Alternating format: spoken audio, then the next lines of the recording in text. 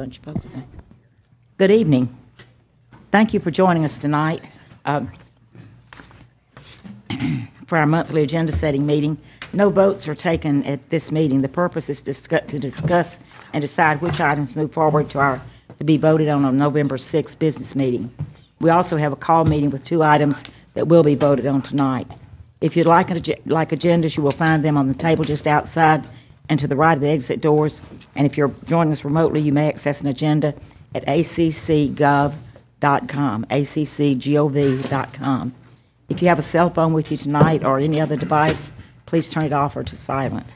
There's several opportunities for citizen input. We only accept public comment for items on the published agenda at our agenda setting meetings. I will let you know the appropriate time for each section on that agenda, and public comments are not accepted on staff reports related to Planning Commission items. We will have a hearing on those items prior to our November 6th business meeting. Rules of the Commission allow citizens 3 minutes for comment. There's a timing clock on Ms. Spratlin's desk that will turn yellow at 2.5 minutes, so please have your remarks finished by the time the light turns red. If you brought handouts for the Mayor and Commission, if you'll give them to Mr. Berryman, he'll make sure that we get them. So we'll now go to our special call session. Would you call the roll, Ms. Spratlin? Parker. Here. Link. Here. Wright. Present. Bailey. Neesmith. Here. Bell. Here. Harrod. Present. Gertz. Here. And Hamby. We got 4. Thank you, Jean. And the purpose of this meeting tonight is to consider 2020 staff proposal projects, Classic Center refinancing resolution, and enter into executive session for an attorney-client conference to discuss threatened or pending litigation. If any citizen would like to input on the SPLOST 2020 item or the Classic Center, this would be the time to come to the podium and let us hear from you. Okay. Seeing none, we'll come behind the rail. Would any commissioner like to have a question or make a motion on item number 1? Ms. Link. Oh, okay. Motion to suspend the rules. Thank you. Have a motion and second. All in favor? Aye. Any opposed? Okay, now Ms. Link, sorry. Yeah, there was some confusion from the public about this SPLOST 2020 list.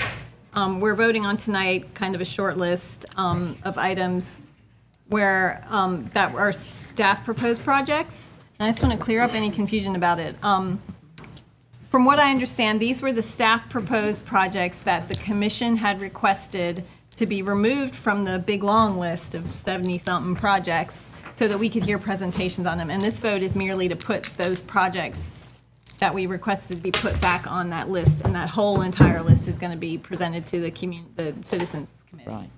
So there was confusion about that. I was confused at first when I looked at it. You have to read the agenda real close to get that. But I just want to make sure that the public is clear that this is not the complete list of staff proposed projects. And there are a whole long list of a lot of transportation projects that are going to go before the citizens. And we've had some meetings so that we got some input on those items because we wanted more information. Mm-hmm. So, yes, and they will go back to the Citizens Committee complete with a longer list. And I just want to point out that we're having this special called session on it because there's we want to get this approved in a timely manner because that Citizens Committee has already started meeting. Yes, ma'am. Anybody else have a comment or? I'll move for approval. I'll second. Have a motion, have a second. Any further discussion? All in favor? Aye. Any opposed? Okay, and the other item on our agenda for our special call meeting is the Classic Center, and this is guaranteed energy savings, performance contract, and financing resolution. Anyone have any? Yes, ma'am. Yeah, I have a long list of questions about this. First of all, is there a particular reason why we're voting on this in special session? Is there a reason why this needs to be fast-tracked? Yeah. The interest rate guarantee that was given by Regions Bank to Classic Center expires tomorrow. In fact, it was going to expire last Friday, and I told them that we couldn't get a special call meeting before today, and so they've held the interest rate to that point. Is there a reason it expires? I mean... Yes, because of changing interest rate markets. They change rapidly. They can only give about a 7-day window. Do you know what the new interest rate would be? How much higher it goes up? No. And again, this is the Athens-Clarke County is guaranteeing the payments of this. Yes. All of the decisions as to who the lender was going to be and that sort of thing were made by the Classic Center Authority. Okay. And I want to know, has our sustainability office taken a good look at these recommendations from this consultant for sustainability and efficiency improvements? Have they done kind of a cost-benefit analysis? I don't know if they've done a cost-benefit analysis. They have looked at some of the information and given some advice to the to both Train and the Classic Center. Okay. Because I noticed that, among all, this is, the company that did the analysis, Train Incorporated, also sells some of the equipment that we'd likely be purchasing through this contract, or that the Classic Center would be purchasing. And they'd be maintaining it too, so there'd be, kind of a long-term maintenance agreement with them. My concern is there's no mention of solar panels as a means for saving energy. We're talking about a lot of equipment switching out, but I really would like to see some kind of cost-benefit analysis on what it would cost to put solar panels on that facility, or put some of this money towards solar panels. I was told a couple years ago that solar panels were not necessarily financially feasible at the Classic Center because they get a lower electric rate. And this will be reducing the amount of electricity. It gives me pause when I see a company doing the analysis that is also selling us the equipment, and we're going to be paying for other things in the future. And I really, the only mention of solar that I was able to find was in that initial item that we voted on in August, and it was added to the agenda report talking about solar on light poles, which is not a highly efficient means of using solar because the lights are only used at night. We kind of are learning that at our parking lot.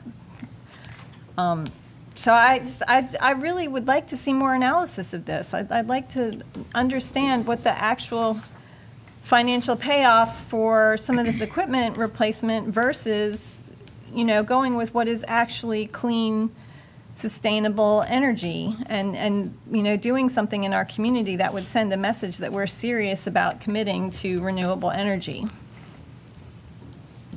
Well, there was an audit done at the beginning of this that did the sort of cost-benefit analysis of certain changes, and they looked at solar, and it really pushed them into a negative return on investment. The company is guaranteeing our savings into the future. That's the risk that they assume. So would this preclude us from investing in the Classic Center and solar in the future? No, this is just modernizing the equipment that they have, or I should say making their equipment more energy efficient. If you'll remember, too, what sort of started this was, there's a need for like a $400,000 or $500,000 chiller. And so they started down this road, and then they started looking at more, which is what we have now. And I think that the changes that they're making in the upgrades will actually make it easier to install solar at some point in the future, but does not preclude it. They're only taking care of those devices or machines that are part of this agreement. Anything we want to go beyond that is up to us. Mr. Neesmith, then. Do you know if this is a competitive bid? They did go through a procurement process and did take. I think they took some proposals and selected Train out of it. Well, I sure would like to see the results of that, because that particular manufacturer has a reputation for having very expensive equipment.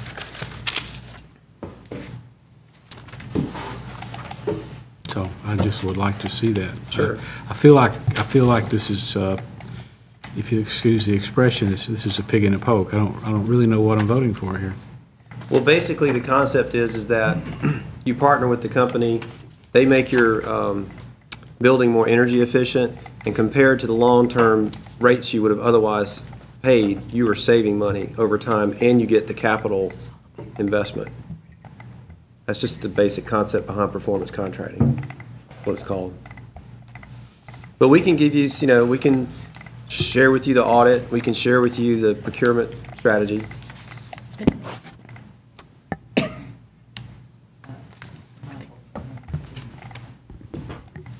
Thank you. And if I'll just note here on Exhibit E, page 1 of 18 on their, it's Exhibit E. I don't know what page 1 of 18 means. But energy savings guarantee, there's a little chart here, that Table 1, monetary value of annual energy savings and operational savings. So in 15 years, if we move forward in this direction, the Classic Center will save almost $1.5 million on energy savings.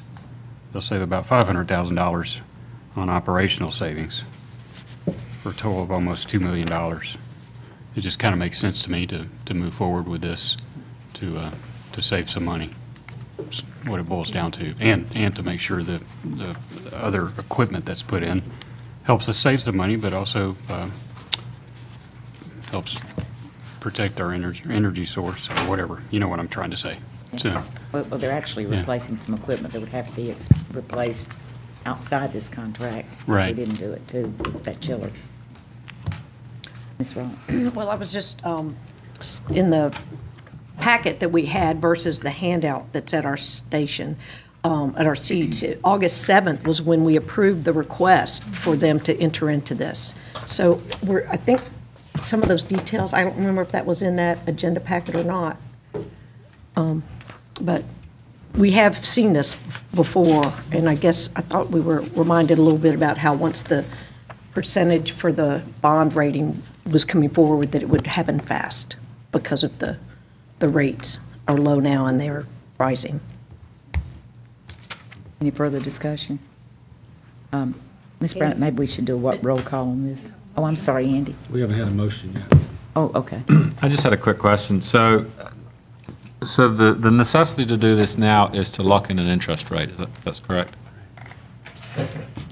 So, and I haven't been party to the negotiation of this back and forth, but I know that sometimes when you do have relationships with financial institutions, you can lock in a rate where they say it's not going to go any higher than this, but if interest rates diminish, which doesn't look like it's going to happen, but who knows what can happen with the economy based on what happened with the stock market this week. But if they go down, will the rate reduce a little bit, or is it fixed at this 3.2, whatever it is that's listed in the document? Well, it expires tomorrow, and I don't really know what the alternatives are. If Regions Bank is just will withdraw its bid completely, or if it will propose another interest rate, or I just don't know what they'll do. And see, the unified government is not negotiating directly with Regions Bank, so that's why I'm not privy to those details. So we're just guaranteeing this in case something bad happens. That's correct. This is the same financing model that's been used at least twice before with the Classic Center. I'll make a motion we approve, Madam Mayor. Have a motion for approval. Have a motion and a second. Let's do a roll call, Ms. Bratton. Hamby, Yes. Bell, Yes. Harrod, Yes. Dickerson, Yes. Parker, Yes. Yes. Gertz, Link, Yes. Wright, Yes? Yes. Neesmith. 9 yes, 0 no. Okay. And our next item is executive session. Do I have a motion to enter into executive session? So moved. Second. All in favor? Aye. Any opposed? We have a motion to adjourn. So moved. Second. All in favor? Any opposed? Okay, we will now move to our regular consent agenda, our agenda-setting meeting. And we'll start with our consent agenda. And items on the consent agenda have been reviewed by an agenda team, which is the mayor, mayor pro tem, attorney, and senior management staff, which are recommending for approval, or which are recommended for approval at our Tuesday, November 6th meeting. The mayor and any commissioner may remove an item for discussion. And so we'll start out with public input. Is there any public input on items 1 through 7?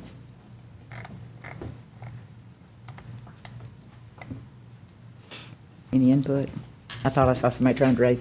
Okay, we'll come back behind the rail. Would any commissioner like to remove something? Yes, ma'am. Items 4 and 6, please. Okay, we'll move those down to the beginning of old business, discuss those first.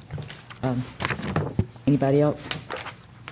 Okay, so now we will go to our citizen input on items on the old and new business, and those are items 8 through 16. If anyone would like to discuss any of those, please come forward. Carol Myers, 260 Spalding Circle, here once again to talk to you about Barnett Shoals. What am I saying? I'm here tonight again to talk to you. I'd like to clarify a few points and make a suggestion about the future of this project. It's clear that reducing the lanes on Barnett Shoals to 3 with the center turn lane has been successful in terms of improving safety without having any significant effect on traffic flow. The 85% speed average, which I've just learned about, has been reduced from 47 to 43 miles per hour, thus decreasing the chance of pedestrian death from a car accident 12% from 66 to 54%, according to ProPublica study. In terms of public safety, it makes sense to keep the present 3-laning configuration. The addition of bike lanes is a trickier decision. I'd like to review the 2 options under discussion and offer a 3rd option. First, concerning the 2-way cycle track, I'd like to emphasize that this is a cutting-edge design. It is not second-rate. Our newly adopted bike pedestrian master plan illustrates this kind of design on pages 107 to 110 as one of many designs appropriate for our streets, separated and buffered lanes. B, a separated multi-use path is put forth in the commission-defined option as a fine option in the right place and also included in the new master plan. However, it is an expensive option that needs to be used strategically in prioritized locations where its use and increased safety warrant its price.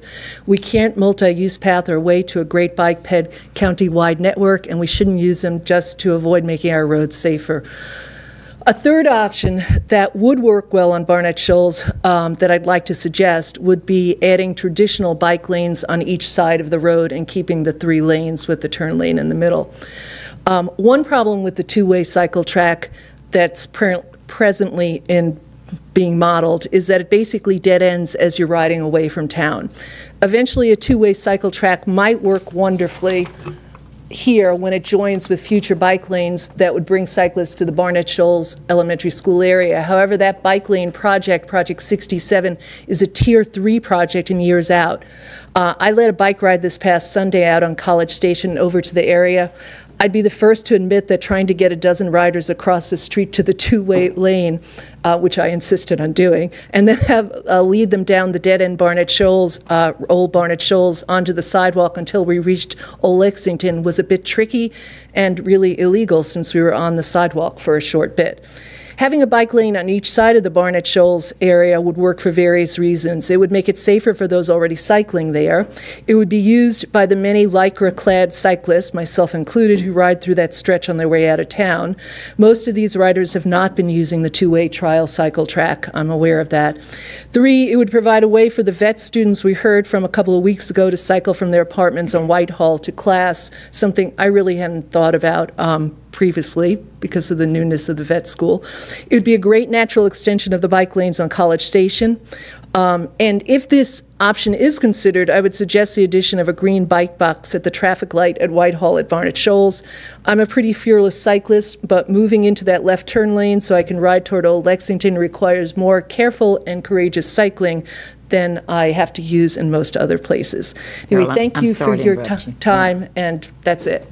Yes, ma'am. Anybody else? Tyler Dewey, 1075 West Broad Street. I don't have a lot to add to Carol's talk and topic. I agree with everything she said. I do think whether or not the 2-way protected cycle track remains on the project, I do think there needs to be a solution that retains the 3-lane configuration, if nothing else but to calm traffic along that section of road. I believe it's currently posted at 40 miles an hour.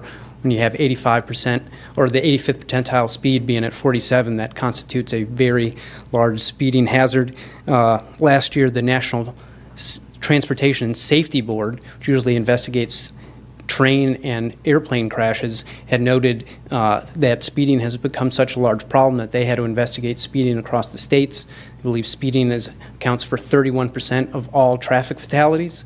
And they've listed, they have a whole list of things that need to happen, but certainly anytime we can reconfigure a road, maintain the traffic flow through that road, where we're seeing small changes in traffic pattern, but not a whole lot of added delay.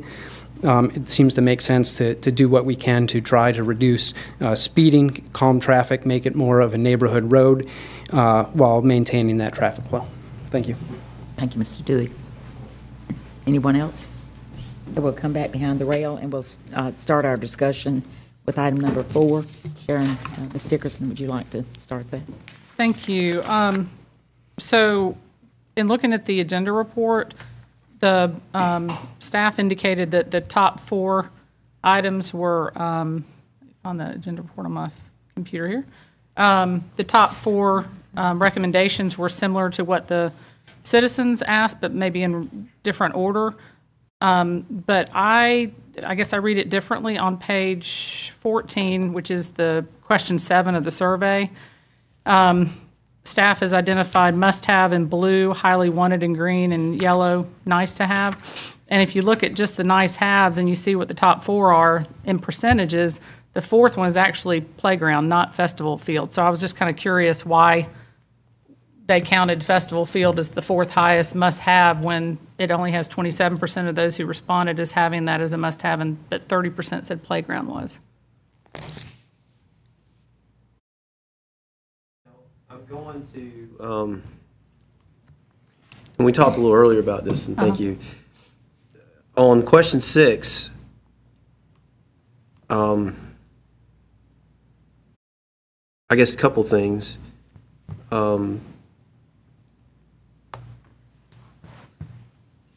Part of this has to do with what we received, and part of it has to do with what we can afford with the money that we have. And so we cannot afford an entire playground, but we can afford the first part of the field project.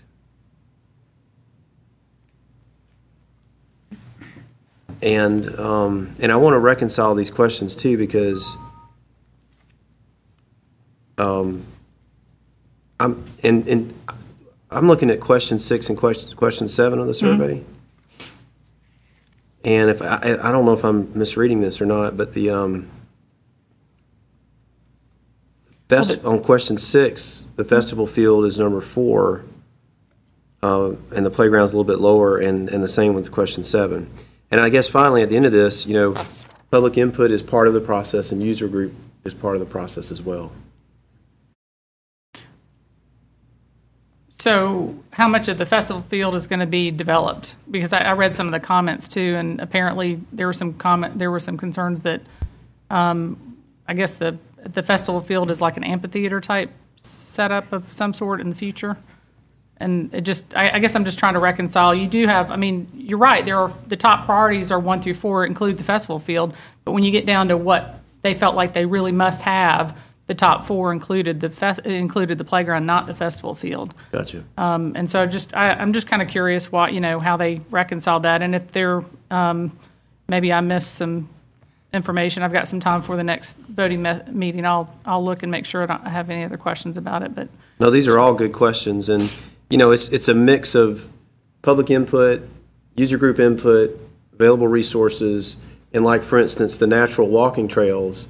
That's something that we could do in-house, you know, most likely. So we may not want to use the limited money that we have, focus first on those. That was another question I believe you had. Yeah. So we kind of making that all work out. We put that closer to the bottom of the list to use the funds for what we can't build in-house. Okay. Or it would be a challenge.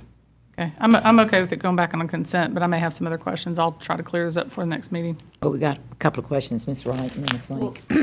I wanted to point out that the question number 5 asked, do you have children under 18? And 30% said yes. So going with the majority of the people, I would think 18 and over is not playground unless we're doing an adult playground type thing, which is also very expensive. And that's been suggested too. That's out there. Yeah, but anyway, so some of the people who filled it out might be Might be that all of those that had children under 18 wanted the playground. Ms. Link?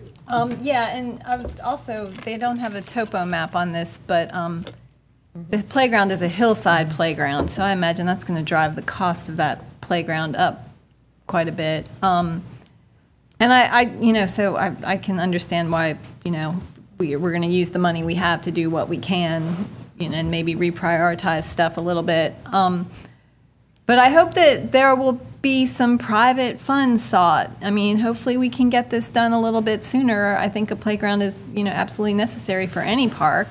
And we are seeing a lot of young people moving to that neighborhood and having families. And there are a lot of families that have been there for a long time.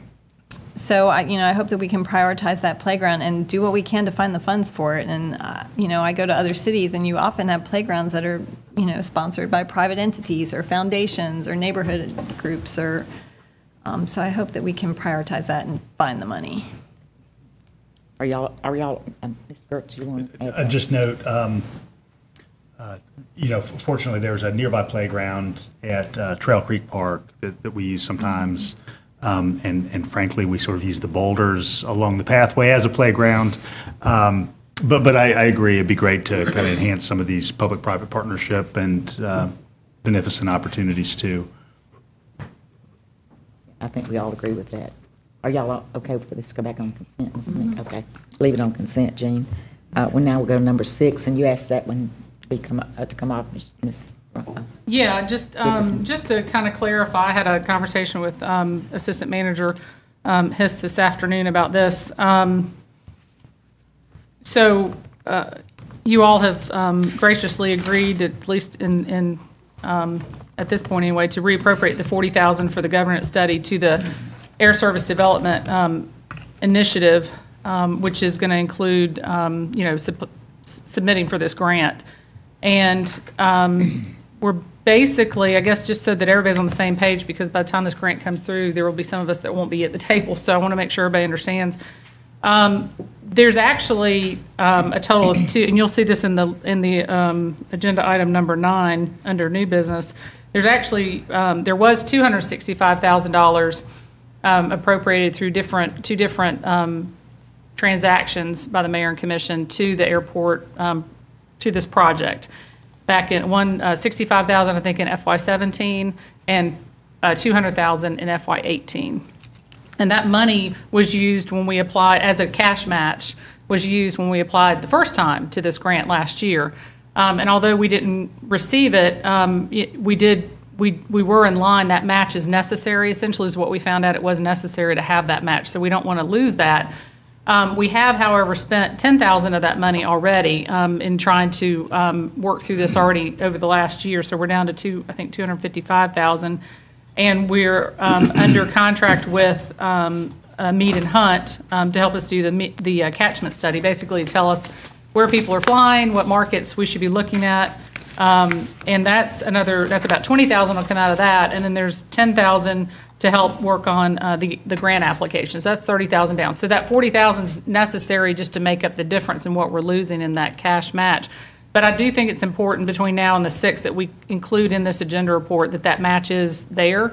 We recognize that match is there, with the understanding that we're going to be using, we've got that 200, let's say just 220,000, what did I say, 225,000 roughly left. That we're going to be using for this cash match. At the same time, we're also identifying that same money for the airport incentive plan. So, the grant's going to go in December or January. We may not know about it until August of next year. In the meantime, we're going to have that same cash available to do the airport incentive plan, and we could have an airline come to us before that and say, hey, we want to take you up, and we might start spending that money. So the reality is you could be at this point, let's say May of next year, we may have already spent some of that money out of that 225 that's left to bring on an airline, but we don't want to turn down a grant if they offer it to us. So the mayor and commissioner are going to be in a position to have to maybe come up or find $225,000 potentially for that. So I just want everybody to understand, we don't want to turn down a grant like that would help support that service, but we may also be using that money in the meantime. So we just don't know which, you really can't know at this point, and we don't want to turn away an airline if someone comes forward for that. So just know that that pot of money is being used essentially on both these projects. So. And so what you're asking is for that be identified. That we just make a note that the cash match, it's in item 9, but it's just not in item 6, and I think it should be just so that we're all on the same page, that we do have more than 40,000 on this cash match, because the application will include more than 40,000. It will include probably the 225,000.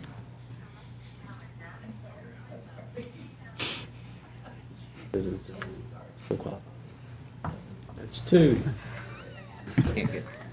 3 strikes, you're out.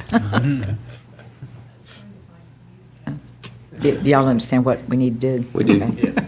Okay. Sorry, I was being interrupted. You want to keep? You can leave it on. You can leave it on Totally consent. gone. I really, Mayor, it was just really to make sure that the history was, that we were clear on what. Capture the history. That was being captured, memorialized in this, so that if that comes down the road, people aren't like, wait a minute, I thought we had 200 something, Well, we'll clarify it. Okay. Yeah. I think, if I understand our brief discussion, it's all in the timing. Everything's about timing. So if we don't get if we get the grant first, then we're good. Yeah, And we pretty can use it much. for both purposes, but if we get the airline first, then it eliminates. It could. It could. Depending on how much money we spend. I mean, if we only need 30,000 to bring an airline in because of whatever they're offering, then we might only, if we get the grant, then it might be that they come back and say, hey, we need 30,000 to replenish that fund in order to, because you can't get the grant if the cash match is gone, so. Okay, that's all. Thank you. Well, and just to put more likely than not, given the time frame of these things, we would not have spent, even if we got an airline in tomorrow, all of that 250. And so I guess we just need to know what to commit to that, y'all are like, well, if we spend this, we need to put it back. So I hear what you're saying. You bring up a good point. Well, hopefully our new airport director will be making a lot of money. We won't have to have this discussion, right? Okay. We'll move on now to our regular old business. That's item number 8, Barnett Shoals reconfiguration. And I know Dickerson and Harrod are most interested in this. Do one of y'all want to start it off? Sure. Thank you, Madam Mayor. So at our last meeting, we had a vigorous discussion about this particular item. I don't really intend to go over a lot of the same things I talked about previously. I mean, I think that, we did this demonstration project to see if it would work. And I think the consensus from a lot of people, even a lot of cyclists, is that this particular configuration doesn't really seem to do what perhaps we had hoped it would do. So I do think that, there are some issues that have come about as a result of this demonstration project, and particularly the 3-laning of this particular part of Barnett Shoals Road, that I do think it's important to think about. Safety is certainly an important issue, and speed can play a role in that, but speed is not the only thing that shapes safety moving through the corridor. From what we've heard from feedback from people that live along that corridor and that use that corridor, it is more difficult to get in and out, particularly out of some of the some of the roads along there, particularly Security Circle, particularly Clarkedale, getting in and out of Greencrest on that road. And I think that raises some issues with regards to potential accidents as people kind of almost pull out blindly. I would suggest that some of my colleagues perhaps try and pull out of Greencrest when there's heavy traffic the way it's configured right now. It's quite difficult to see past above the bollards to see the traffic that's coming, especially if you're in a low vehicle. This particular configuration that we just passed the bike ped master plan last month, and this particular 2-way configuration, which is listed in our bike ped master plan right here, the bike ped master plan specifically says this is not an appropriate configuration for a suburban road. This is an urban design, and if you don't believe me, you can go to page B4 where it lists the types of configurations that are appropriate for different types of roads. And this is this two-way bike lane on the one side of the road is appropriate for an urban corridor. It does not come up under the suburban corridor, which is what we have. I think it's also important to bear in mind that we're only talking about this because this road is being repaved. If this road were not going to be repaved for another 5, 6, 7, 8, whatever years, we would be talking about following the bike ped master plan, which we approved last month, and I think that's what we need to do. We all know that a separated off-road facility is by far the safest. Now, at the last meeting, when Commissioner Dickerson and I had put together a CDO, the price that we had listed in that is the price that we took from this document. We have been asking the manager for some updated figures, and I'm assuming that he's in the process of getting those for us, but some preliminary figures would put the actual price of a multi-use path probably in the $400 and something thousand range. Now, that's still a lot of money.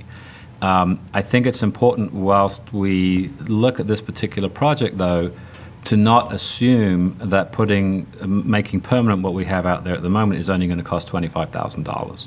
Because one of the issues that has come up with the 3-lane is it makes it difficult for the fire trucks and the buses to go around the College Station Road corner onto Barnett Shoals Road.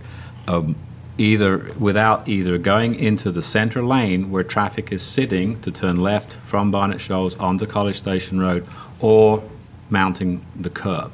So if this particular configuration becomes the permanent one, we're going to have to fix that intersection, and that is going to cost us a lot more than $25,000. So I think it's really important that we are not $25,000 is not the cost of doing this project. It's going to be a lot more than that. I don't know how it would be relative to the $400 and something thousand that we seem to think would be a more realistic price for the multi-path use, but it's going to be a lot closer.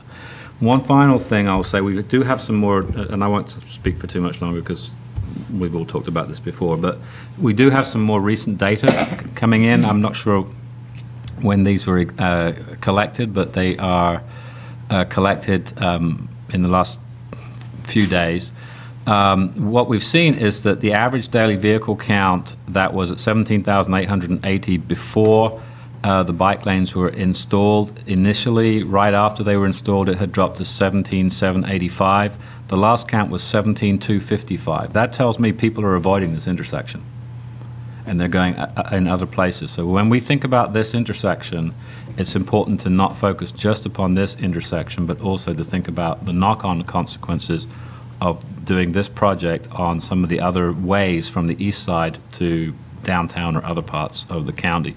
And I will notice also on the 85th percentile speed, it is true that the 85th percentile speed is a little bit lower today than it was before the bike lanes were put in, the demonstration project was put in, but it has increased over the last few days between the initial figures that were collected when the demonstration project was first begun and these more recent figures. And that tells me people are getting frustrated, and they're once the newness of seeing the bike lanes there has kind of worn off, this is not reducing speed. And we don't use 3-lane. The 3-laning policy does not talk about using 3-laning to reduce speed. The 3-laning policy, it was passed on February 18th, 2005, talks about using 3-laning to put in bike lanes. It does not talk about 3-laning to reduce speed.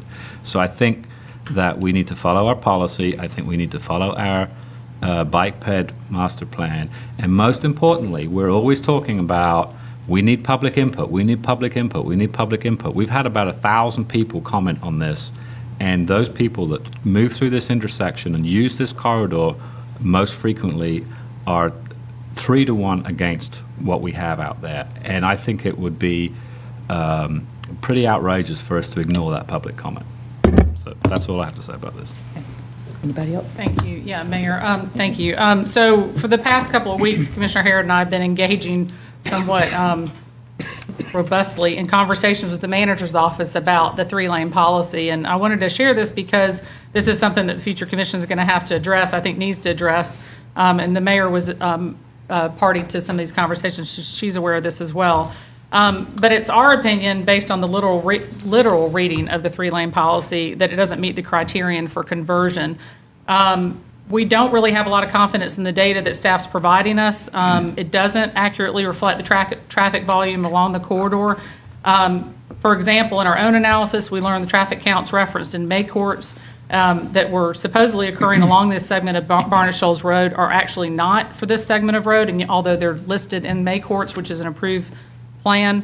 Moreover, the data included in GDOT's GeoCounts website for the map location is even different than what's reported in May court. So there's a whole bunch of information that's not correct. The information that's in our agenda packet that you see compares data that's collected over 2 24-hour days in 2017, November 15th and 16th, with data that was collected over 6 24-hour days post-demonstration, October 4th through the 9th.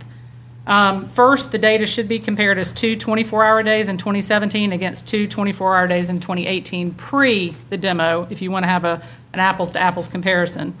Second, GDOT traffic forecasting manual states that traffic counts should be representative of normal conditions and should not be collected on Sundays, Mondays, Fridays, and Saturdays, which was done in the case of the 6 days. However, it wouldn't be an issue if we had 6 days in 2017 to compare it against the same 6 days, but we don't. So, we're evaluating a 2-day period in 2017 against a 6-day period in 2018, which, by the way, the typical days that they recommend are to stay away from Sundays, Mondays, Fridays, and Saturdays are Tuesday, Wednesdays, or Thursdays. And unfortunately, we don't have the Wednesday, October 3rd. Otherwise, we would have those 2 days that we need to compare to look at a fair comparison. Regarding the criterion for crashes, the three-lane policy does not specify what crash history means in terms of the number of years. In 2005, when Prince Avenue was evaluated under the three-lane policy, staff looked at 4 years of historical data, but when Cedar Shoals was evaluated in 2008, staff included 3 years of data on traffic volume and 6 years on crash history. So we're not being consistent. And obviously, this staff is different than that staff, but again, even that staff was the same for both of those, and they did it differently. So. The GDOT table for 4-leg intersections, which is referenced in our three-lane policy, is not only dated but is no longer being published according to our staff. But it's only for 4-leg intersections, and there's no reference for a 3-leg intersection, which essentially is the Barnett Shoals College Station Road intersection. So there's no real means to evaluate the crashes at that crash experience in that scenario. It's also not clear how to determine peak hour traffic volumes, as there are no parameters established in the policy, although GDOT does recommend choosing peak hours and AM and PM peak hours based on the hours where there's highest count. So you can do that manually. You can sit down and go through the list, which is what we did, and find where those hours. So it's not typically, it's not 7 to 8. It could be 7:15 to 8:15 or something like that. In addition to the issues with the application of the policies, the fact that there's no agreed upon evaluation points to determine whether a three-lane project works. We don't know, we don't have anything about how does the facility operate. Does the three-lane create traffic delays? If so, what's an acceptable range of delay? Does the three-lane improve or encourage an increase in cyclists? If so, what's an acceptable range or percentage of use? Does the bike lane serve the identified 51% interested but concerned bike users or a more advanced cyclist? How does the facility fit into the bike ped master plan? What does additional connectivity look like? And what weight should public input have in the process? None of those things have been determined. So everybody's just coming up with their own way to evaluate whether this is working or not. So what we do know is it's consistently been applied inconsistently, and there's no standard for determining whether the three-lane is a success.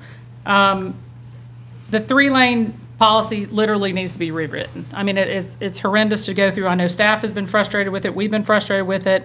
But we feel like, based on the literal reading of it, that Barnett Shoals doesn't meet the criterion. And, at this point, it doesn't really matter because we've already done it. But I do think it's important for the future commission to consider looking at that policy and tightening it up quite a bit so you don't have to go through what we've gone through for the last 2.5 weeks. I do want to point out on the survey, in the July 2018 public meeting, we had 53% of the public support for bike lanes. Post-demo in September, we had 74% in opposition. So we swung from 1 to, yeah, we like it, to no. And I think it's important to note, not only were there 1,000 citizens that completed the online survey, they did so in 12 days. That's pretty impressive. I mean, we had 700 on the ULI that responded, and that was in a week. They had to shut that down. So we did have a lot of public input. And I think what's important, I think Commissioner Harrod mentioned this either tonight or last time, was the large majority of those who said they didn't like the bike demo said they were okay with an off-road or a separated facility, just as those who said they like bike lanes in general voiced their opposition to the demonstration project. So, unfortunately, the way the question was asked, we didn't leave a lot of room to gather additional data that might have helped us get a better sense of that. But if you go painstakingly through every one, you'll read that and you'll get that. So it's really not whether, it's not really whether we want bike facility, but what's the most appropriate bike facility on this road. As far as crashes, there's no evidence that crashes are an issue, at least not according to our analysis. 3-laning didn't come up because of concerns over crashes. It came up because of resurfacing, as Commissioner Harrod said. Our analysis indicates a crash rating of less than 2 crashes per million vehicle mile traveled, which is well under the 5 that's the threshold. Moreover, there have been no reported crashes along this corridor this year. We've only seen 2 crashes occurring, but those occurred at the intersection of College Station and Barnett Shoals Road. And over the past 5 years, there have only been 3 bike crashes, 1 at Forest Road, which is a signalized intersection, and 2 at College Station Barnett Shoals, which is also a signalized intersection. And the last bike crash that occurred, I'm sorry, that was at the intersection, but there was a bike crash at a non-signalized intersection, the one at Security Circle, which is a really bad, that's the part where Whitehall sort of comes out of nowhere and they can't come out very easily, and that was back in 2015. There's really no evidence that speed is an issue on Barnett Shoals. Even if there was, bike lanes aren't supposed to be used as a traffic calming measure. The separated facility that was recommended by the Bike Ped Master Plan, which, by the way, the Bike Ped Master Plan cost us a pretty dime, about $200,000. We had the top people working on it, our professional staff, a number of citizens that participated in, giving some feedback. And yet the Bike Ped Master Plan suggests a separated facility, and yet here we talk about an on-street facility. It makes me wonder about some of the other recommendations that maybe are in the plan that we've just approved. We did present a list of questions to staff. As Commissioner Harrod said, staff's working on. One of the questions was about safety, and I had asked whether the safety data, if there was safety data comparing a 2-way on-street facility to a separated facility was available, and staff said they weren't aware of any specific things, but did provide me a couple of links to look at for some national organizations. But the Bike Ped Master Plan on D15 differentiates and states, quote, separated bike lanes with flexible delineated posts alone offer the least separation from the traffic and are appropriate as an interim solution. So what that tells me is if we do this, we set ourselves up for having to fix it down the road because it's not a long-term solution. We do know that for safety reasons, the best safety option is a separated facility, and we don't know what that's going to cost until staff comes back and provides that to us. I also asked about connectivity because this section is essentially only connecting to College Station. It's not connecting to the other end of Barnett Shoals, and it's not connecting to the northern side of Barnett Shoals, which runs down past the public shopping center. We have a formal agreement apparently for the road that goes in front of Publix, but because Kroger's under development and the planned development, we have, I guess, negotiated something when that finally is triggered, but that hasn't been triggered yet. So literally, you can go down College Station, but you can't get over to Barnett Shoals, to the other leg of Barnett Shoals. So that's a concern. Continuity, one of the questions was, is this a standalone project? Are we going to see this 2-lane contraflow type anywhere else? And obviously, there isn't a specific, it's not specified in the plan. There are some separated facilities and there's some on-street facilities. Tool design did not go to that level, but I do think if we did something like this, there should be some continuity. It shouldn't just be dropping this in out of nowhere. Just point out a couple more things. In the Bike Ped Master Plan on page 16, it calls for a bike lane design that satisfies community desire. On page 20, it cites their overarching goals to be more users and equity. On page 40, references Vision Zero, which is a goal of a systematic approach to build a safe system from the start. And then I mentioned earlier about the 51% of the riders. 51% of riders are interested but concerned. And this segment of road has a comfort level of 4, which on a scale of 5, with 5 being not appropriate for bicycle traffic. So, it seems like to me we should be encouraging, if we want to encourage bicyclists, we need to find facilities that people will want to get on and use and connect up with, and not something that that only a handful of people are going to get on. So I hope everybody will take time to read. I know the manager's going to have some answers for us on some of these other costs, but I hope you'll take some time to go out and actually experience the road, and don't go out at 2 in the afternoon necessarily. Go out when there's heavy traffic, and you can look at the data that staff gave us. I think they've got some on here about when the highest peaks are, but usually I think it's 7:15 to 8:15 in the morning, and 4:30 or 4:45 until about 5:45 in the afternoon when you get the highest traffic in that area, and experience it yourself. I still think that a separated facility is the way to go, and especially if we've got experts that have told us that, I think we should follow that. So I look forward to getting more information from staff. Appreciate the extra time. Thank you. And Ms. Wright was next, and Mr. Neesmith. Yeah, as we're putting information together for us to read and study, continue to study this, there's 3 cost configurations that I'm hoping I would like to have to compare.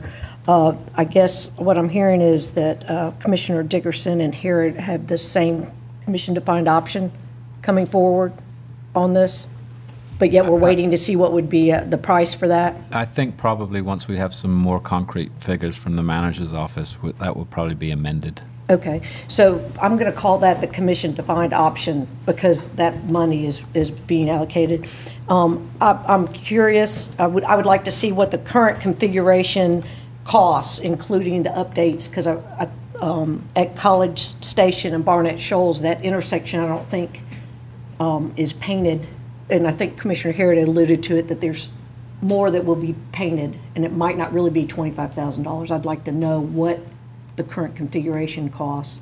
And I'm also very interested in learning what the 3 lanes with 2 bike lanes at each curb, which to me aligns with that huge, I don't even know how much money that was for all that work that was done on College Station, and it just leads people to that. And if we're not ready for the 2-directional bike lane in our community, if that's, I'm reading a lot, is not as welcome as I would have thought for cyclists, but I have appreciated the people who have their complaints and a solution, and the solution with the 2 bike lanes matching College Station. If we could get I know these aren't exact, but if that could be captured as a cost amount, that'll help me as I do more reading between now and November. Mr. Neesmith, and then Ms. Link. Well, I've been gone for a couple of weeks, so I'm late to this discussion, but I have been reading all the emails, and there's a lot of them. And we got one today that kind of sums it all up to me. We got it just before the meeting. This is from one who says they ride their bike to campus every day. They don't have a car. They don't have a parking permit. And they say, I've already voiced my concern, but I got to do it again. In theory, it may be a good option, the double lane, who want to commute further down Barnett Shoals Road for shopping or other activities. It will work only if multiple crossing options are added, which would further increase traffic along the road and increase road rage. I'm in favor of having 2 bike lanes, one on either side of the road. The double lane, as currently demonstrated, does not work for the area, especially for those commuting towards campus or the Greenway. This person goes on and explains some of the issues with the bike box, how that doesn't work either, and so forth. So here's somebody who does this every day.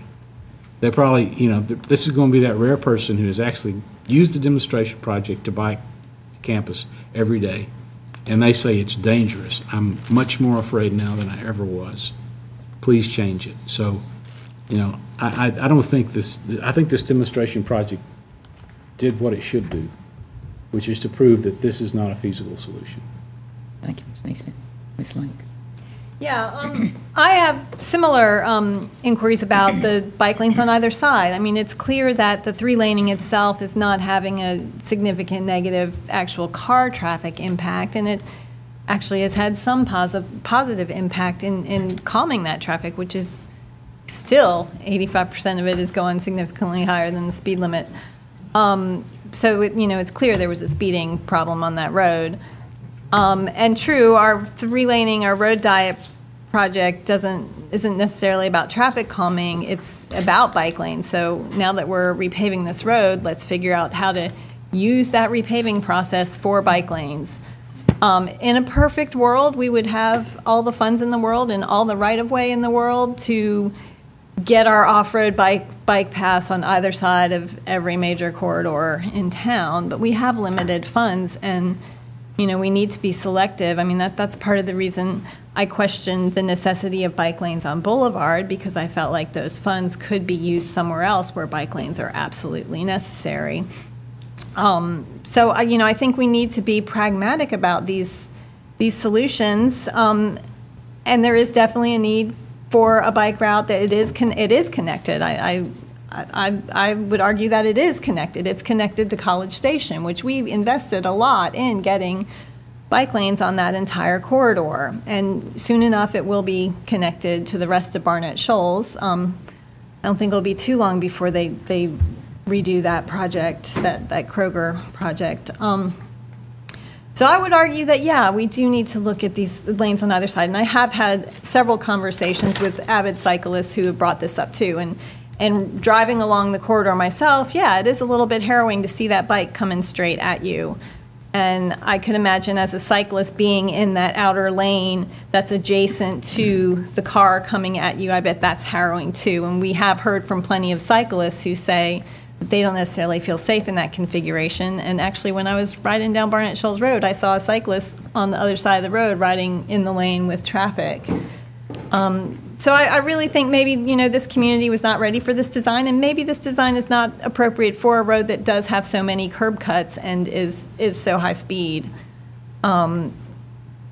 If it were a corridor that didn't have all those curb cuts and there were more opportunities for, islands in the middle there, and for crossings throughout so people could get to those destinations on the other side of the road, it might be more appropriate. But there's nothing to indicate that the traditional bike lane on either side of the road design wouldn't work here.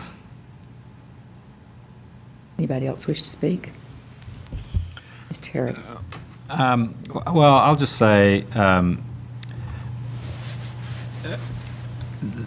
three-laning is an issue, though, because the issue of the fire trucks and buses going around that corner.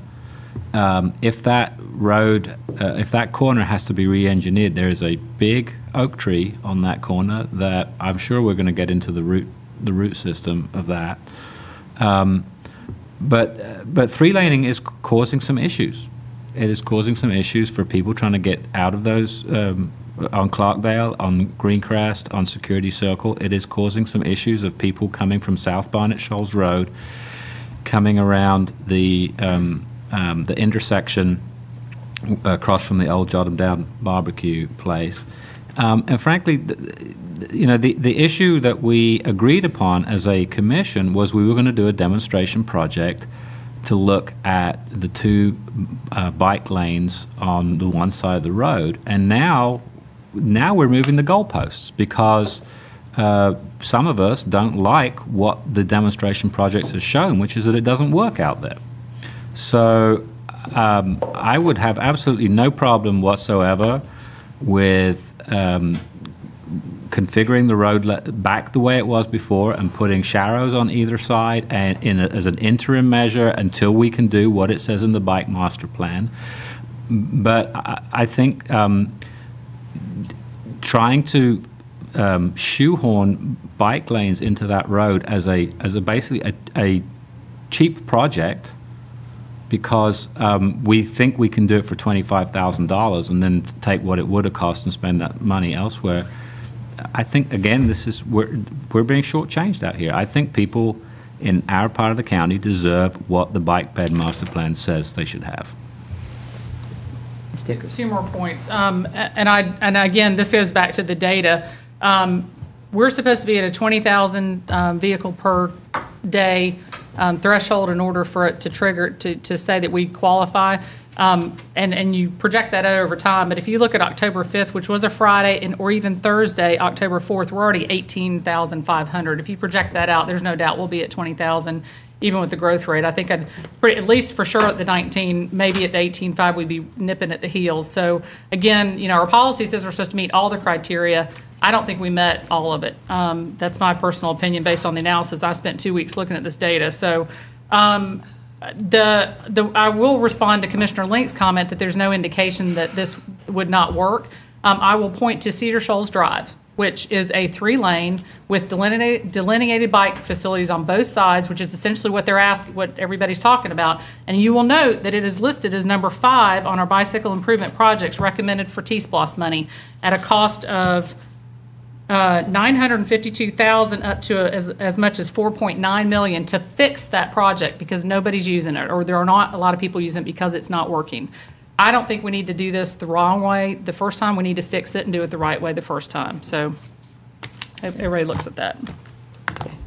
Has everybody had their say? Okay, we will move on to item under new business, the Air Service Development Incentive Program. Who would like to speak to that? If anyone. I will just simply speak if I can get my computer to join me. I did have some questions about whether this would apply to a commuter airline, and maybe Assistant Manager Robert Hiss can answer that while I'm trying to get my computer to wake up. Yeah, I mean, I think technically, and it might depend on what type of commuter airline you're looking at. I mean, depending on where they're going, what the airline is, it probably could qualify. I guess one hesitation would be, we would want to look at the cost benefit of expending a great amount of funds out of this incentive program on that type of service. It's really not probably exactly the goal that we're looking for with this type of program, but it certainly could add revenue and business to the airport, so it could be worthy of some assistance. And I think staff agrees that it would qualify, but would be worthy of some some examination. And the main reason for asking is I just want to make sure that we weren't that we were allowing enough flexibility for staff. If somebody came in, there's a lot of airlines that come into Atlanta and their planes sit, they just sit all day, and they may be interested in coming over and providing some travel between either here and Atlanta or between here and Charlotte. And I just want to make sure that we weren't leaving them out in the airline incentive plan the way it was written. And I feel confident that we're not now, but I wanted to make sure that was addressed. So, any other questions? I'd like to ask it go on consent.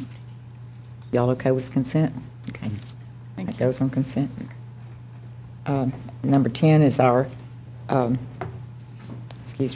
we've gone to number 11, the Safe Routes to Schools projects for Winterville. Any discussion? We need number 10. Number 10, item number 10. The Sustainable Communities Fund Grant?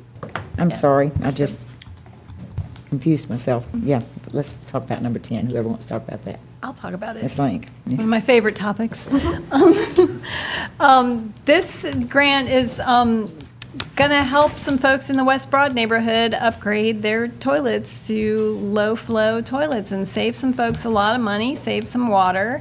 It's in partnership with the Athens Land Trust, which has this Young Urban Builders program that is training high school students in valuable, high-paid skills, such as plumbing, so they can possibly help with the installation. So this is a really exciting program, and I believe that some of these funds, there's some for other sustainability initiatives too within here, well, not just the toilets, but some others. Oh, the tree work too, that's a big issue in those neighborhoods. We've got a lot of really old water oaks that are dropping limbs right and left. I have several constituents who've had significant damage to their homes, and a lot of them have a hard time affording fixing it. So this can help with some pruning back some trees, and hopefully help out a lot of folks in these historic in-town lower income neighborhoods. We had a study of this whole neighborhood and the corridors and identified lots of issues. And it's exciting to see some of these issues getting addressed. Mike and then Ms. Terry. Sure, thank you. And appreciate this grant being on the agenda. I know this came about through a lot of work between with Andrew Saunders and the Land Trust. And I actually did go to the community dinner. I think it was on September 11th. I was trying to look at mine, but I was looking at Jerry's. And there was a good turnout there of citizens within the West Broad area. And our departments, Andrew was there, Barbara from Transportation to work with some stormwater issues that were there. And our water department was there as well, listing some options available for people to apply, getting input as to what this grant money should go towards. And obviously this is one of the ones that came out on top. So certainly appreciate the staff efforts in engaging a good group of community members in the neighborhood to determine what this will be used for, and the Land Trust efforts as well. Thank you. Did you want to be recognized, Mr. Herrick? Thank you, Madam Mayor. I think in general I like this, but one thing I would want to caution, and I think it's great that we would have some young people that might be learning some plumbing skills. I'm not convinced, and I'm all about saving energy and water and all the rest of it. I'm not convinced that low-flow toilets do that, though, for two reasons, without getting too gross about it. People often tend to flush them twice as much because they're not as efficient at removing things that need to be removed. But the other is you can, right now, if you want to save some money on your water bill, you can create your own low-flow toilet. You get a plastic bag and you get a bunch of pebbles and you put it in the tank, and that displaces sufficient water that you've basically created your own low-flow toilet. So, or bricks. You want to put them in a plastic bag though, because you don't want all that stuff going down your pipes. But so I think in general there's a lot of good stuff in here, but I would hate to encourage a lot of people who probably have other things that they need to be spending their money on to be going out and replacing their toilet in the thought that they're going to save a lot on their water bill when there are virtually no cost alternatives of doing the exact same thing, which is getting a brick or a bag of pebbles, put them in a sealable plastic bag, and put it in your tank. Good point. Anybody else wish to speak to this one? I don't think I have anything to say. Well, you're the septic. Given what Mr. Herod just said, and the way our item is written, is to approve $25,000 to fund toilet replacement. So do we, if we all agree with that assessment, and I certainly do we need to change this agenda item? I would hope. Can I say something? Sure. I guess I would recommend holding off on changing the agenda item. I don't think that's necessary. It just basically says it's a toilet replacement program, and I think as the work gets underway, they can find the best match for what the user is looking for at that standpoint. And then if all else fails, we can buy a bunch of bricks and put them in the toilet. Brick wrapping or plastic bags.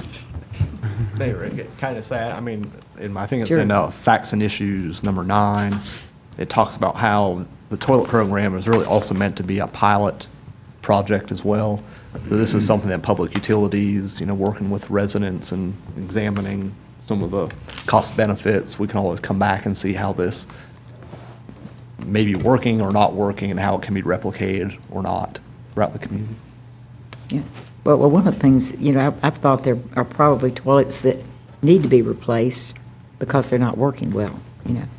And, but to dictate low-flow toilets, because I've had the experience with low-flow toilets that Andy said I replaced some, and they don't work that well. And I've used bricks in the past, and they work pretty well. So that was my thoughts, does this item, I just don't want us to dictate low-flow toilets, so. Yes, ma'am. As a person who has do-it-yourself projects at their house, fixture replacements for toilet isn't necessarily the whole ceramic part, the handles, the Yeah. flotation and stuff. And I think if you have come home to one of those yellow signs on your door that the utility company has noticed that you have used more water than you should, it can happen because the functionality of the toilet, whether it's a low flow type or not, there's a lot of parts to it. And if these are aging fixtures, it could be helpful for it to be assessed with that, and the brick and plastic approach to it, so that we're helping them learn how to fix it, so that they're not coming home to that, because we don't have any forgiveness now with, but except for once at a property, from what I understand, for a toilet that's running and running up the water. Ms. Lynn? Yeah, from what I understand, I mean, this could go to the innards of the toilet, which is often the problem when you have a running, it is almost always the problem when you have a running toilet. And some of these older model toilets, it's hard to get those innards. Toilet design has changed, and it's hard to get those. And some of these folks might not have the ability to get online and search them out. And even if they did, it takes a few days to ship something like that. You may not be able to hop in the car and drive to Lowe's to see if they even carry it. So yeah, I mean, some of these older, I have some experience with vintage toilets myself. My family owns a very old property, and I've noticed that issue. When a toilet gets older, it's harder and harder to find the parts to fix it. Well, the biggest things, I just would not like us to dictate it to low-flow toilets. So, Mr. Thank you. And I would just like to clarify, I'm not saying that there aren't good reasons why we wouldn't want to help people replace toilets, because oftentimes they don't work properly and you do lose a lot of water. I guess my point is more not overselling the benefits of the low-flow toilet as a way for people to save on their water bills, because I'm not convinced, that that's necessarily going to happen, because in my experience, people often flush the toilet more frequently because one good flush is not good enough. But there are cheaper alternatives. If people are simply going to think, well, I'm going to install a low-flow toilet because I'm going to cut down on my water bills, there are no-cost or virtually no-cost ways of doing that with the current toilet, which is you get a brick or some pebbles and you put it in a plastic bag in the tank. If there are other bigger problems, then that's a different issue. So I think it's just more in how this is sold to the public. That I don't think we shouldn't be misleading people about the benefits of low-flow toilets when they might be better served if they're on a small income. They might need that money for something else. Well, I had a question too. There was no indication in here that this was income-related, and it said countywide, and it looks like it's for a reimbursement program, not that we would be sending out people to install those, Ms. Lane. I don't object to this. I'm just thinking out loud with some analysis that maybe we'd not thought of. Madam Yes, Mayor, I ma'am. think there is some geographical references to the Census Tract 29, maybe? Isn't that part of this grant that's identifying, or maybe I'm getting one of my agenda items mixed up? I thought that there was some geographical Number reference. 5. It says the pilot, Are you finding that? Facts and issues, number 5. It mentions the Young Urban Builders Program, and it mentions the West Broad corridor bounded by Alps, Baxter, Rock Yeah. Springs, West Broad. but number 9 says that the facts and issues number 9 is that we'll provide SO of $25,000 to pilot a toilet rebate program across the community. This multi-year program will use grant-funded resources to establish policies and practices to support a community-wide fixture replacement incentive program. Well, so it's going to start as a pilot, and then if successful, we would seek to expand it countywide. And I would say, based on the grant criteria, this is attractive to the grant review committee that we include this as a component. Yeah, I think it's fine. I just think the wording is misleading because it says community-wide, which indicates to me the whole Clarke County community. And it may be meaning to say a geographical district, but that's not what it says. Because when I read it, I was surprised. I thought, this is this is interesting that it's community-wide. I was just gonna point out, Mayor, that in the options, it says in the West Broad neighborhood, maybe that needs to be defined a little bit clearer for those who may not know what the West Broad neighborhood is, but it does say approve that 300,000 for that. And then underneath it says the allocation of 25,000. I suggest you just add, where it says to establish a community-wide toilet, add fixture replacement rebate program. That sort of deals with the issues, and that leaves it sort of open to whatever that fixture may be, whether it's the entire toilet or the handle or the whatever. Well, two things. One is it does, in facts and issues number 5, it does define the area of the neighborhood. And secondly, why don't I get some more information on what the rebate program looks like and the rollout, and I'll get that to you well before the next meeting. Okay. Madam Mayor, I just would like to see clarified the countywide portion, because, you know, that's misleading. Who was next? The one I think it was me. Okay. It's always you if I'm not sure, right? Sorry. That's all right. No, I just wanted to briefly say, I don't see where in this agenda item that we would be necessarily dictating that it's a low-flow toilet. So it is a toilet rebate program, however that plays out, it plays out. But I really don't see any difference between this and what we just did for the Classic Center. You know, basically we did a big bond for the Classic Center so that they can save some money on their cost. And this is a smaller scale pilot project to see what it would help some homeowners as well. Sure. So, there you go. Mr. Kurtz. Just to note that kind of in the prospective receipt of grant funds, the plumbing component is really a minority of the overall program, and the energy efficiency and resilience, including analysis of the tree canopy, is kind of a bigger collective amount. I think what's great about this is we're saying, you know, we recognize that neighborhoods that are aging, that might have some aging residents, have some unique needs, and we want to see those needs fulfilled. And that includes some plumbing fixtures, but it also includes some other things. So I'm excited about this application. Yeah, well, I was, you know, since this conversation started, limiting it to toilets is kind of questionable too, because there may be other plumbing problems in the house that would need to be addressed. But I think we're ready to move on, unless somebody else is. But I would like to see that community-wide part clarified, where it doesn't, so somebody wouldn't assume that they're going to get a rebate from this. So, okay, y'all ready to move on? Now I got to figure out what number I'm on. 11. Okay, move on to item number 11. Anyone dying to talk about this? I don't know about dying, but I would certainly appreciate an opportunity to ask a question about this. Sure. I spoke with Manager Williams earlier today about this, because there's a road, and I've talked about it in session with y'all before. There's a segment, a sidewalk gap near the subdivision of Oakmont on Moores Grove. It's not a huge length of sidewalk, but there's a sidewalk gap. It doesn't score high enough. It didn't score high enough to get onto the sidewalk gap list for this year. And it's not listed in the Bike Ped Master Plan either, which concerns me, because it provides continuity of sidewalk to the school. It is, according to Manager Williams, it is within a mile of the elementary school, which means it qualifies for safe routes to school. And he did indicate, and I mean, he can certainly speak for himself, but that the audit team went out, and there are other projects they'd like to see.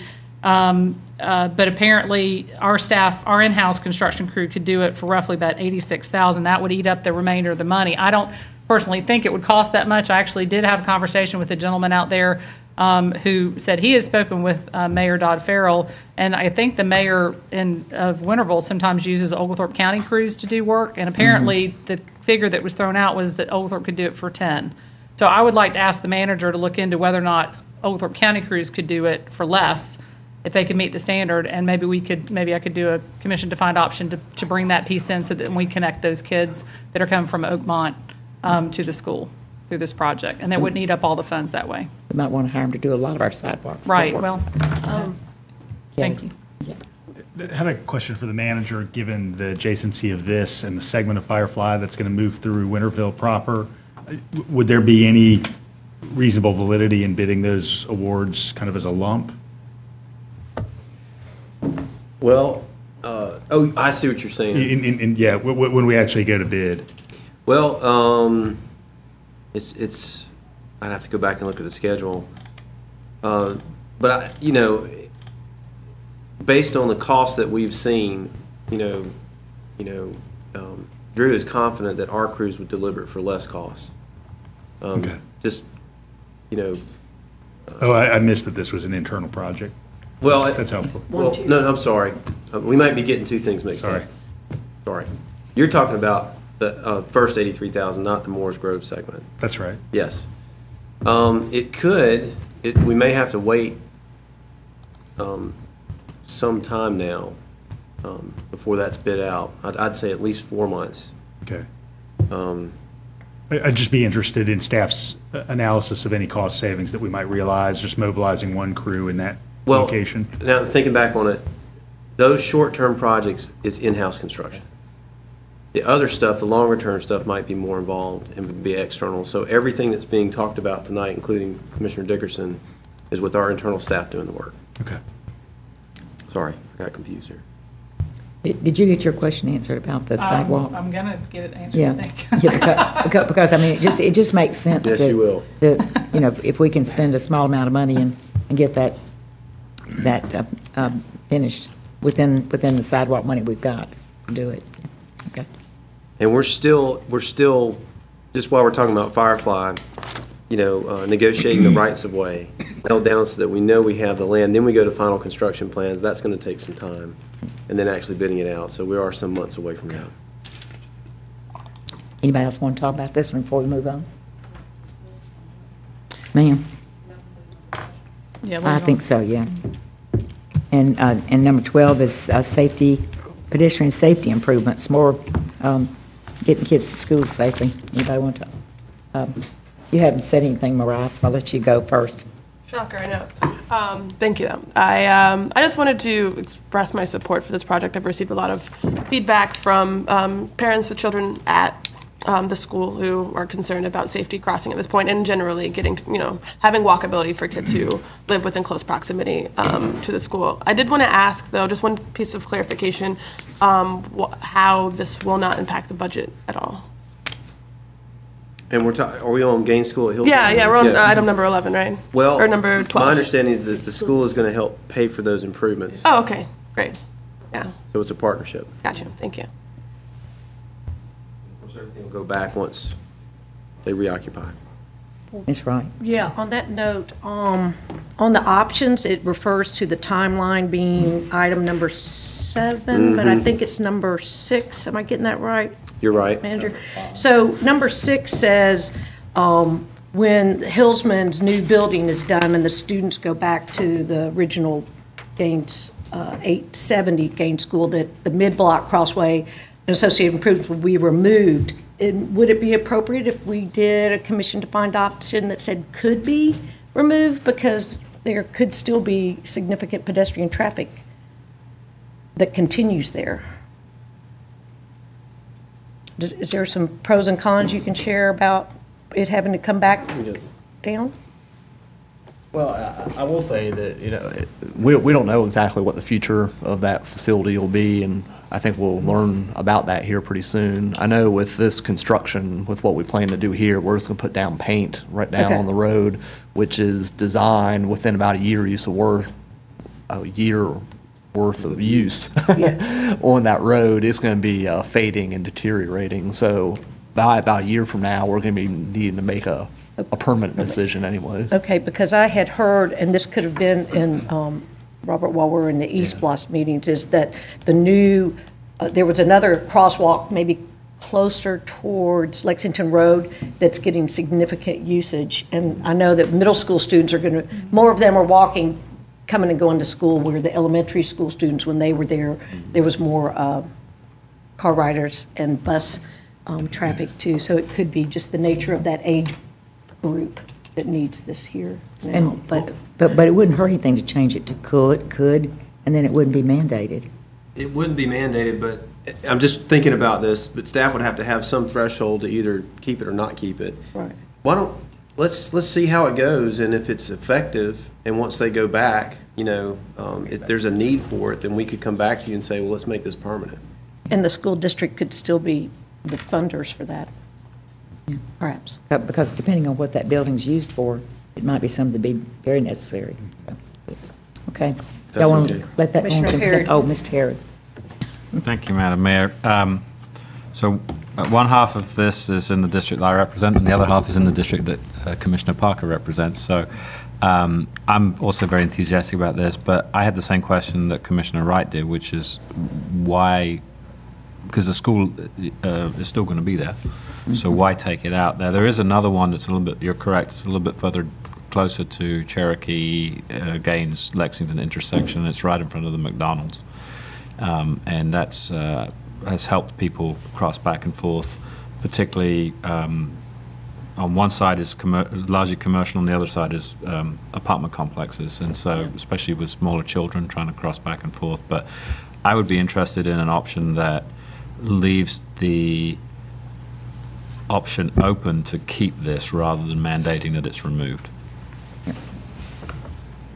Okay. Ms. Blink? Yeah, I'm just noticing, I'm looking at Google Maps here, and I mean, it's well over 1,000 feet in either direction before there's a crosswalk. I mean, I think maybe, when talking about bike ped safety, maybe we should talk about, some kind of formula for how often we need crosswalks on some of these corridors, because that's a distance. That's a really long distance. And Ms. Ron? Were you finished? yeah. So would we need to get a budget idea of what it would be cost for the thermal versus the paint, and then see where the school district stands on accepting that? Is that an appropriate next step? And We can find that out. Anybody else? Okay. Are y'all okay with this for consent? No. let's see where the money, I'd like- see how the Yeah. details Yeah. pan out. Okay. 13 is Tanyard Creek Interceptor improvements, and this is preliminary construction plans. Anyone need to get questions asked or discuss this? I was Yes, going ma'am. to see if Commissioner Bell, since half of this is in her district, item number 13, if she's okay with that going on consent. Tanyard Creek improvements. Yes. Okay. Anybody Thank you. object to I was that? working on the previous one. Okay, that was, Real quick. that's consent, Jean. 14 is the Riverview Foundation Grant for Athens Greenway Habitat Enhancement Pilot Project. I knew you'd want to talk about this, Jerry. I would just suggest this goes on consent. Yeah, good. Well, I have a question that's just vaguely related to this, but since I've got the floor, I'm going to ask it. Because we're talking about working to eliminate some of the invasive plants and putting in more normal plants that we would have in our state. But if we only go back so far and fight the invasive plants, don't they just work their way back in? Well, Because it's like a certain distance from the greenway. yeah, well, you have to stop somewhere because they're everywhere, Yeah. you know? and Well, just- that's, yeah. They do come back out, and our invasive plant treatment does actually kill the plant. Did you say it does or It doesn't? does. Yeah, We're not just cutting them down. yeah, And, you know, things like trivet, yeah, they come back from birds. Birds yeah, plant the seeds, if you know what I mean. yeah, sure. And so, yeah, I mean, it's an ongoing battle. Once you've conquered an area, then it's fairly easy to keep it under control. Yeah. But that first couple of treatments are pretty big. Okay, y'all. By the come- way, I do want to say, the Riverview Foundation has been very good to us. And this is another one, and I really, if they're listening, we really appreciate it. Yeah. Madam Mayor, I did want to ask management if this is another project that might be viable for the Great Promise Partnership activities that we've been doing.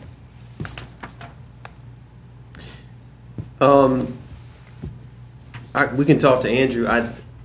What may be more appropriate is the program that Athens Land Trust has in partnership with sustainability with the Youth Conservation Corps. Yeah, I think that's the plan, is to utilize that Youth Conservation Corps program in order to augment this work, I believe.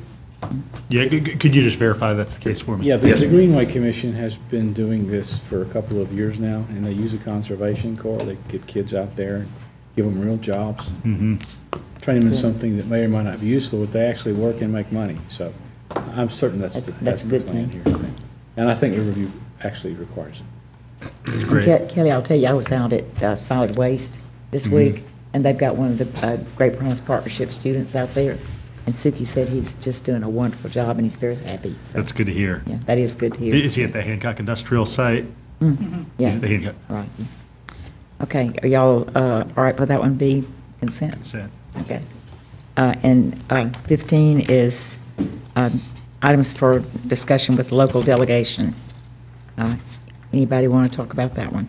I have a comment about it, if I Okay. could, or something I'd like for y'all to consider.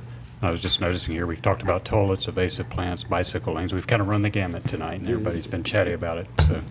So I'm going to add another one to the list, if we could, for y'all to think about, and I'll try to write something up and send it as part of a maybe adding it as number 10. And I know we've talked about this when historic districts come up, and I've brought up before, it'd be nice if we could find a way for, if you are in a historic district, whether you're non-contributing or non-conforming, that if you have to go through our HPC process, that you are also afforded the opportunity to get the historic tax credit. And as it stands now, you're not, even if you're non-conforming or non-contributing, but you still have to go through that process. So I'd like to put some language together for y'all to consider adding this as number 10. It's my understanding that the state would have to make the changes necessary for that to apply. Can't be applied on a local level. So it's something I thought we should probably bring up since we've had some interest in that. Yeah, I'd be very supportive of that. I'm Ms. sure we'll Smith. be completely successful on all of these issues. Anybody else need to go? Number 10, we might. Yeah, maybe. Do y'all want to leave that on discussion or consent? Republicans. Let's see what Mike types up. Okay. Let's see what Mike Yeah. Before we put it Yeah, on consent. okay. Oh, come on, you can trust me. Mikey likes Okay. Tank man. Mikey eats anything. And number 16, and number 16 was an initiative of mine. And I'm in the process of developing a resolution to bring in, which is very much the way we did, hate to bring this up, the Bob Snipes building. We did it by adopting of a resolution.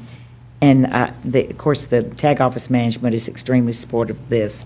But Mitch Schrader was just an absolute treasure for this community. And I think if anybody deserves to have something named after him, after them, Mitch does. And I'll bring forth the resolution with some of the rationale on it for the meeting. So now we're going to our planning items. Oh, did anybody else, did anybody want to ask anything or comment on that item? I was just going to say, many of us behind the rail knew Mitch. He was a friend of mine. He was a constituent of mine, a good guy, and he and Gail were very special people, so I would be 100% in support of that. Beautiful. Thank you. Can we get out of the way so we can use the screen?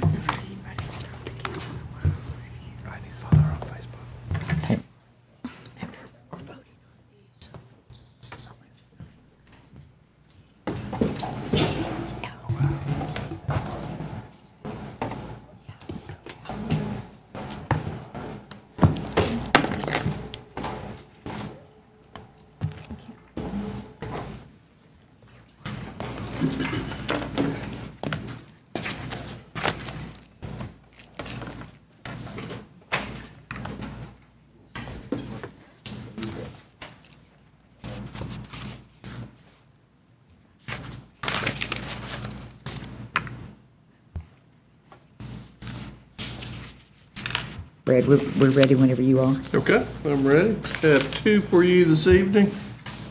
First is a straight rezone request at 860 Whitehall Road from RS15 single family to commercial rural.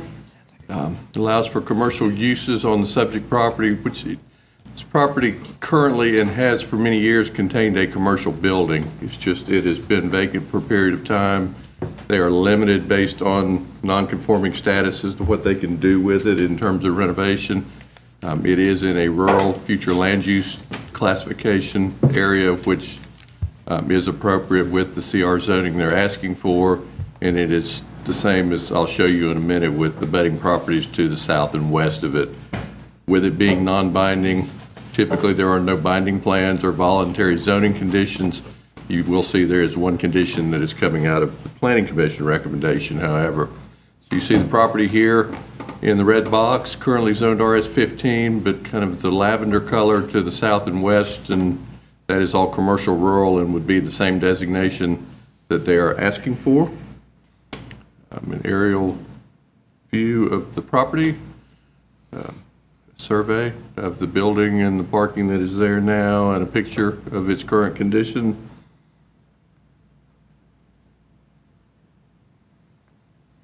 And the recommendation from the Planning Commission is to approve. They did request a condition that kennels, which are permitted by right in the commercial rural zone based on this property's proximity to residential, not be included as a permitted use. But other than that, it was a unanimous vote to recommend approval. Ms. Bell, would you like to say anything about this? Ms. Bell? I wasn't sure you heard. This is in your district. Would you like to say anything about this? No, I will think that what I've read about it and all, I see no reason there'd be a problem with it. Yes, I do ma'am. have a question. Brad, do you mind going back to where it had the plat? Because it talked about that back building being under construction. That's just old. That's It was under old. construction old, right? It appears to have been under construction in 1973. Okay, thank you very I much. think they Just want to be finished it, clear. then they have torn it down. Is it still there? I think the slab is still there. Okay, I think gotcha. that's all that's there. All right. Any Thanks. further questions? Okay, Brad, we're going to the Okay. last one, 18. And then I have one text amendment. It's a couple sections of our sign ordinance. The first one is really for us requesting your consideration to officially recognize an updated inventory. This has not occurred officially as an ordinance amendment since the original inventory occurred back in 1994. So we are 28 years in with billboard inventory. There are a few changes to it. Largely when we did an official count, and we work closely with the two billboard companies that are here in town to help us, and they've been a great help to us with these counts too, as well as with field work. But we ended up, there are probably a dozen fewer structures than there were 24 years ago out there. There are about 30 fewer faces. Largely, almost all of those are what they called junior faces back in the 90s, which were about 70 square feet. There's just really not much of a market for those anymore.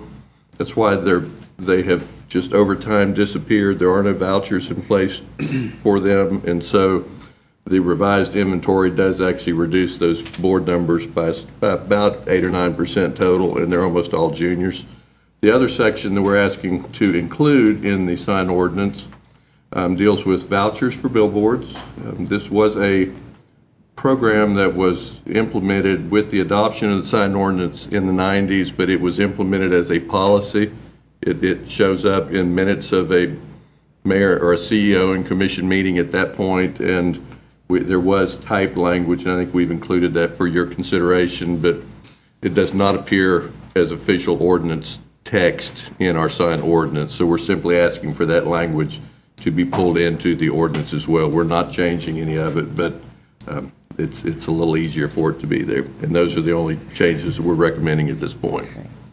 Mr. Hamby? Sure, and I'm fine with the text changes as Brad has laid them out here. But I did want to comment on something else that's interesting in this agenda report, and it's on page 148 of 154 of the old agenda item that describes the original billboard ordinance when it was made in the public comment. I just find it interesting. Just wanted to point this out to y'all to look at. And like number 11, Mr. Chambers mentioned pay issues of police need to be addressed. This is back in 1995, mind you.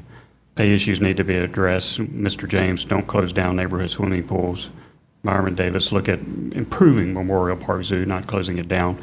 I know we're not doing all those issues, but it's just interesting to see how the more things change, the more they stay the same sort of thing. Number 7, oh yeah, Mr. Melvin Hayes. I don't know if y'all know Melvin. I see him around town every now and then. Need communities from Stonehenge, very big advocate for Stonehenge, need community neighborhood parks. And the other most interesting one is that Commissioner Barrow was the lone vote no on this. So, anyway. Great. I just had one, just clarification. So the voucher is for replacement of the billboard in its existing location, not somewhere else? Oh, it is? No, the way the voucher program works, because there is a cap on the total number of boards within the community and structures, a company that owns a billboard that wants to remove it for one reason or another, upon its removal, they receive a voucher from us, and that gives them the right to replace that billboard under the existing cap in another location for 12 months. At the end of the 12 months, if they have not been issued a building permit to install the new billboard in another location, then that sign basically just becomes a free market commodity that another company can come in and claim under the existing cap and put it in an appropriate location. Okay. All right, thank you. Okay, anybody else? Okay, y'all ready to go home? Oh, we can't go home yet, we got an executive session. I know y'all are ready to go home, but we're gonna have to have Bill talk to us a bit. Does anybody need a break before we get started with that? Okay, we'll just move right in.